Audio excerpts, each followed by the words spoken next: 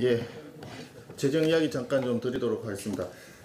드디어 이 정부가 소득 주도 성장 정책으로 인한 경제 성과 실패에 대해서 재정을 허물어 쓰기로 아예 작정을 한 것 같습니다.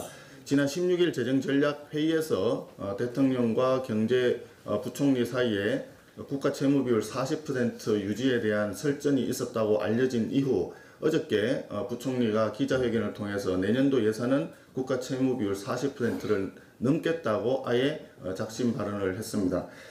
잘 아시다시피 우리나라의 국가 채무 비율 증가 속도가 굉장히 빠릅니다. OECD 평균이 100%가 넘고 일본은 200%가 넘는다는 이런 이야기를 한가롭게 할 수 있는 처지가 아닙니다.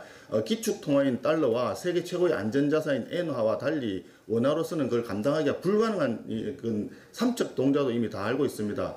2008년과 2018년 10년 사이에 국가 채무 비율이 28%에서 38.2%로 10%포인트 이상 증가를 했고 규모만 해도 309조에서 660조까지 늘었습니다.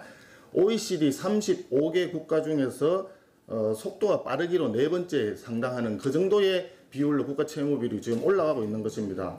그래서 지금 중요한 것은 이 국가 채무 비율과 매년도 당해 연도의 재정수지 적자를 적절하게 관리하기 위한 재정준칙 도입이 아주 시급하다 이렇게 생각을 합니다.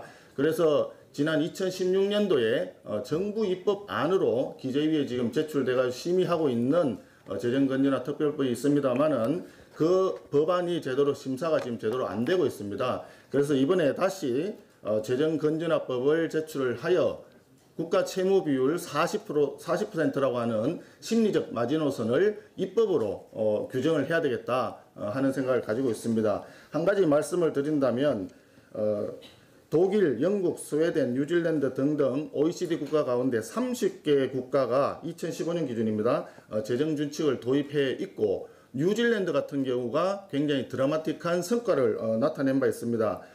뉴질랜드가 1993년도에 국가 채무비율이 63.3%인데 재정준칙을 도입한 이후에 2000년도에 32.6%까지 아주 급격하게 국가 채무비율을 줄인 사례가 있습니다. 이러한 성공 사례를 본받아서 우리나라도 재정을 안정적으로 관리하기 위해서 재정건전화법을 본의원 발의로 해서 제안을 하도록 하겠습니다. 조속히 기재위에서 심사를 함으로써 더 이상 소득 주도 성장의 폐해와 그에 따른 경제 폭망 사태에 대해서 재정을 허물어서 덮어쓰기 하겠다는 이러한 잘못된 사고방식이 곧 교정될 수 있도록 우리 온 국민과 함께 투쟁을 해야 될 것으로 생각합니다. 이상입니다.